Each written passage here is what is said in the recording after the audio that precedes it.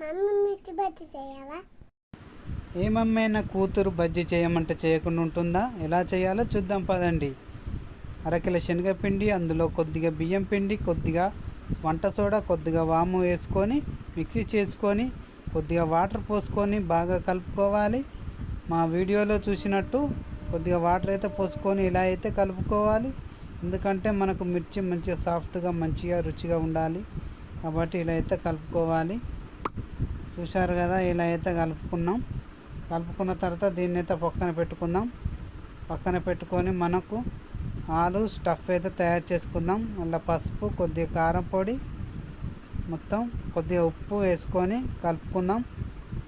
కలుపుకొని దీన్ని కూడా మంచిగా దగ్గరికి చేసుకొని పక్కనైతే పెట్టుకుందాం. చూశారుగా, ఇలా అయితే అయింది. ఇప్పుడైతే కట్ చేసిన మిర్చికి అయితే మనం అయితే స్టఫ్ని అయితే పెట్టుకుందాం. ఆలు స్టఫ్ ఎందుకంటే రుచిగా ఉంటుంది కాబట్టి నేనైతే ఇలా అన్నిటికైతే పెట్టుకుంటున్నాను.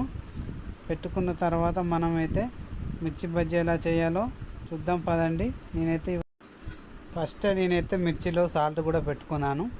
చూసారా, ఇలా అయితే మొత్తం పెట్టుకున్న తర్వాత ఒక గ్యాస్ మీద కడాయి అయితే పెట్టుకున్నాను. మనకు బజ్జీకి సరిపడా ఆయిల్ అయితే పోసుకున్నాను.